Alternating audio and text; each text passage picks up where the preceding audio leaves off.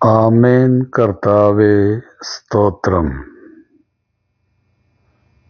കർത്താവേ, 30 വെള്ളിക്കാശുകൾ ദേവാലയത്തിലേക്ക് വലിച്ചെറിഞ്ഞിട്ട് യൂദാസ് പുറത്തേക്ക് നടന്നു.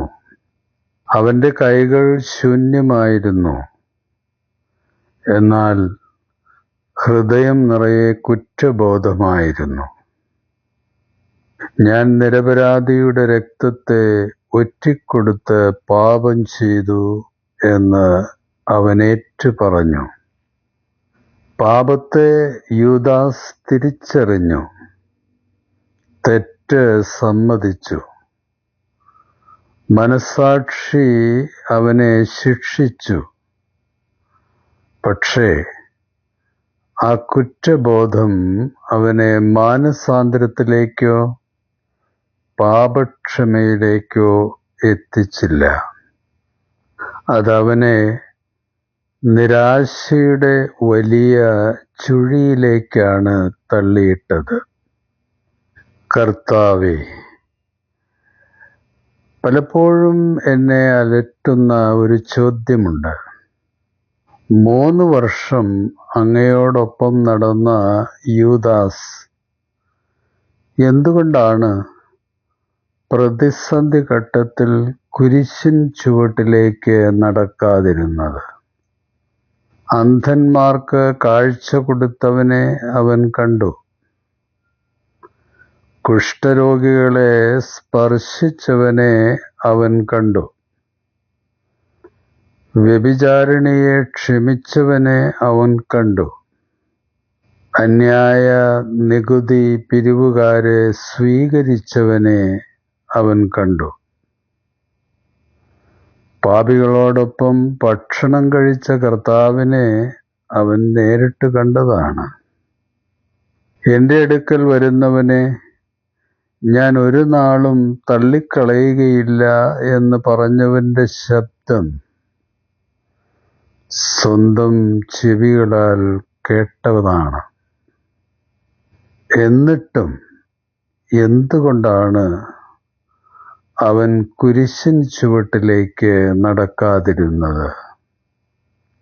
കർത്താവേ, ഒരുപക്ഷെ ചില സമയങ്ങളിൽ കുറ്റബോധം ദൈവത്തിൻ്റെ ശബ്ദത്തേക്കാൾ ഉച്ചത്തിൽ സംസാരിക്കുന്നതായിരിക്കാം കാരണം. അത് മനുഷ്യനോട് നീ ചെയ്ത പാപം വളരെ വലുതാണ്, ഇനി മടങ്ങി വരാൻ നിനക്ക് കഴിയില്ല, ദൈവം പോലും നിന്നെ സ്വീകരിക്കുകയില്ല എന്ന് നിഷേധാത്മകമായി അന്തരംഗത്തിൽ പറഞ്ഞിരിക്കാം. അതൊക്കെ ജഡീക മനസ്സ് പറയുന്ന നുണകളാണ്. ആ നുണ വിശ്വസിച്ചാൽ മനുഷ്യൻ രക്ഷയുടെ വാതിലിൽ നിന്ന് സംശയത്തോടെ പിന്മാറുമെന്നതിൻ്റെ ഉദാഹരണമാണ് യൂദാസിൻ്റെ ജീവിതം. അവൻ്റെ വിശ്വാസ തകർച്ചയ്ക്ക് മനസ്സിലെ നിഷേധ ചിന്തകളും നിഷേധ വികാരങ്ങളുമൊക്കെ കാരണമായി. കർത്താവേ, പത്രോസും വീണു. അവനും യേശുവിനെ തള്ളിപ്പറഞ്ഞു. അവനും കരഞ്ഞു. എന്നാൽ ഒരു വ്യത്യാസമുണ്ടായിരുന്നു അവർക്കിടയിൽ. യൂദാസ് തൻ്റെ പാപത്തിലേക്കാണ് നോക്കിയത്. പത്രോസ് അവൻ്റെ രക്ഷകനായ അങ്ങയിലേക്ക് നോക്കി. യൂദാസ് തൻ്റെ പരാജയത്തെ അവസാന വാക്കാക്കി. പത്രോസ് ക്രിസ്തുവിൻ്റെ കരുണയിൽ ആശ്രയിച്ചു. കർത്താവേ, ഇന്നും അനേകർ യൂദാസിൻ്റെ വഴിയിലാണ് നടക്കുന്നത്. കുറ്റബോധം, പരാജയം, അപമാനം, തകർന്ന ബന്ധങ്ങൾ, മറച്ചുവെച്ച പാപങ്ങൾ, ജീവിതത്തിലെ വലിയ വീഴ്ചകൾ ഇതെല്ലാം ചേർന്ന് അവരുടെ ഉള്ളിൽ നിരാശയുടെ കരിനിഴൽ സൃഷ്ടിക്കുകയാണ്. ഇനി നിനക്ക് പ്രത്യാശയില്ല എന്ന് സംഘർഷങ്ങളിൽ അവരുടെ മനസ്സ് നിരന്തരം അവരോട് പറയുകയാണ്. കർത്താവേ, അവരിൽ പലർക്കും ക്രിസ്തുവിനെ അറിയാം.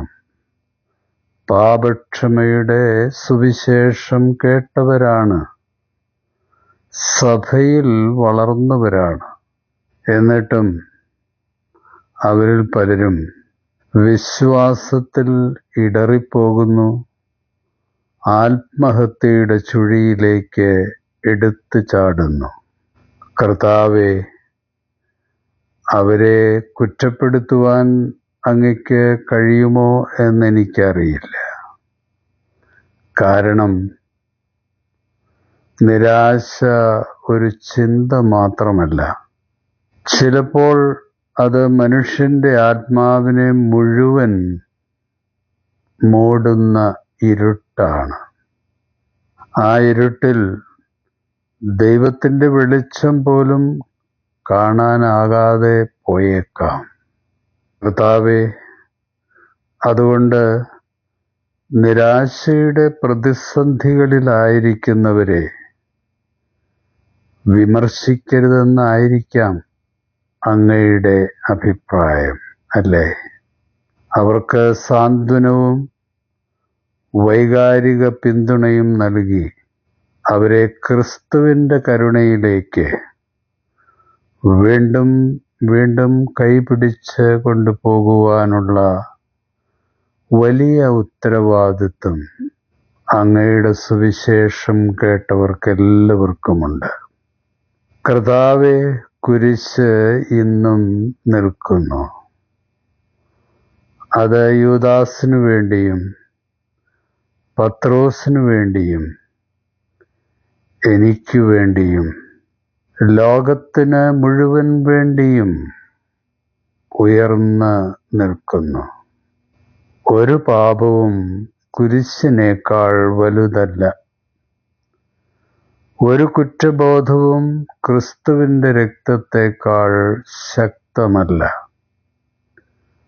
ഒരു നിരാശയും അവൻ്റെ കൃപയുടെ അവസാന വാക്കല്ല. കർത്താവേ, ഞങ്ങളുടെ പാപവും കുറ്റബോധവും ഞങ്ങളെ നിരാശയിലേക്ക് വലിച്ചിഴയ്ക്കുവാൻ ഒരിക്കലും ഇടയാക്കരുതേ. പത്രോസിനെ പോലെ അനുതാപത്തോടും മാനസാന്തരത്തോടും കൂടെ അങ്ങയുടെ അടുക്കിലേക്ക് മടങ്ങി വരുന്ന ഒരു ഹൃദയം ഞങ്ങൾക്ക് നൽകണമേ.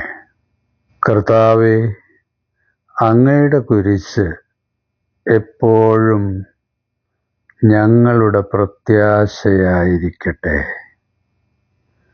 ആമേൻ. കർത്താവേ, സ്തോത്രം. ഹല്ലേലൂയ. ശുഭാശംസകളോടെ എ പി ജോർജച്ചൻ.